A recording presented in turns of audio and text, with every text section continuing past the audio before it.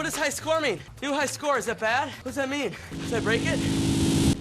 Hello everyone and welcome to Veteran Gaming. I am Aaron and today we are talking about Eternal Evolution. And I'm going to give you a couple of most valuable players. I'm going to give you a couple of MVPs for the early game. People that you can sink resources in without regret. So without further ado, let's just hop in and start talking about these incredibly amazing early game players. The first one I'm going to talk about is Serena.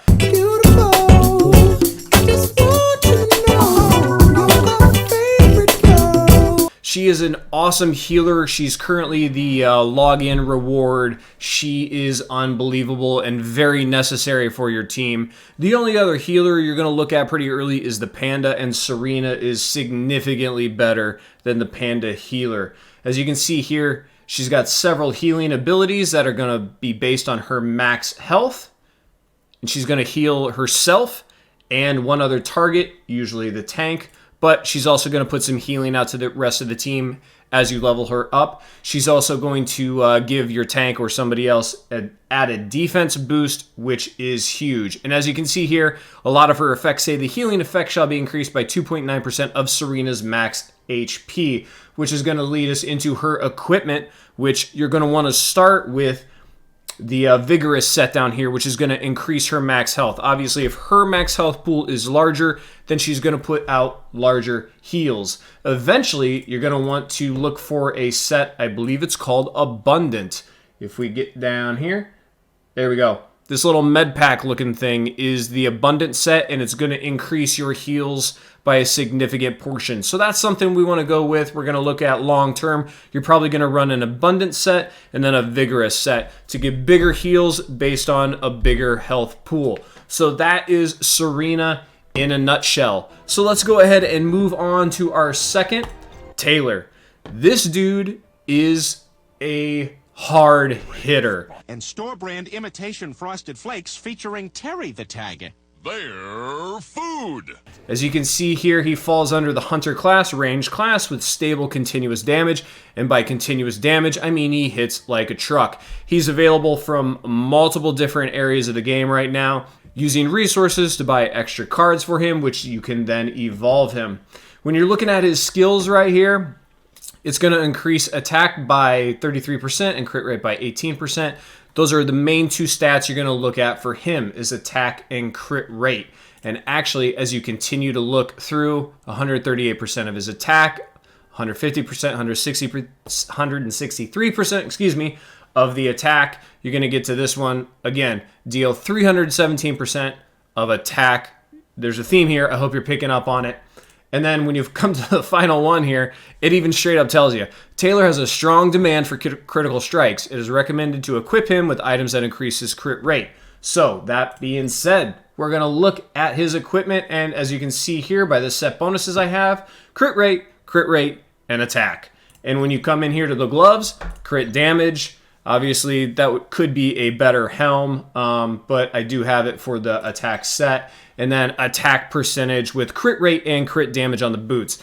These are some of the best boots you can have for him right there. So make sure that you're trying to build crit rate and attack into his kit, because that is what's going to help him just pump out damage, which is what he is amazing at. The third one I'm going to talk to you about is probably my personal favorite, Muka. I love him so much.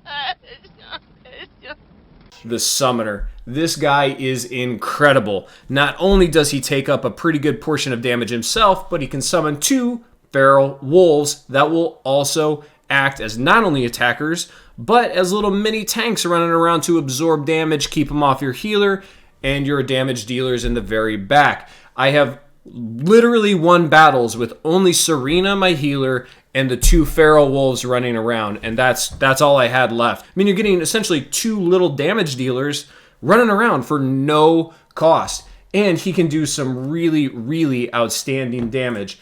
As you can see here in his build, damage is 650% of attack. The next ability. Feral wolves have 50% or whatever percentage of attack, defense, and HP. Here again, you're going to get attack speed. And the final one here, it's going to, again, increase Muka's attack by 6% for 3 seconds. So as we build him here, guess what? Attack, attack, attack. He's in all attack gear. Crit rate, extra attack, attack. This is the guy you want to put out a ton of damage. He's got extra attack here. These are all the things you want for him. Crit damage. So obviously some of the gear could be a little bit better, but we want to focus on attack for this guy. It's really going to help him pump out the damage. And this guy is amazing in the Disa Caves because as you're trying to destroy that Earth shield, not only is Muka hitting, but his 2 feral wolves are attacking that shield also, bringing it down even quicker.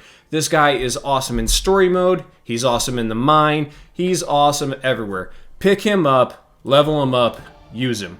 And I was going to do 3, but I'm going to throw you an extra added bonus because you can get a ton of shards or character cards, whatever you want to call them, for artists here. And artists can be incredibly important. You've got to respect the Japanese. They know the way of the samurai. He's a little bit of a damage tank hybrid, as you can see down here by his Vanguard tag. Mix of damage and defense. And he really does it well. As you can see here, his damage is increased to 720% of his defense and going up. As you can see here, damage increased to 530% of defense on his second ability of defense. You guys are hopefully picking up a theme here again. And again, HP lost, decreased damage reduction, so a little bit of tank ability there. So it may come as a little bit of a surprise where you'd think, okay, maybe I want to put on a little bit more damage on his gear. No, you want defense. I have him in 2 defense sets, and that's only because I don't have enough gear to put him in 3 defense sets. But we want, let's see if I got some gear here. Defense, 26% on the helmet.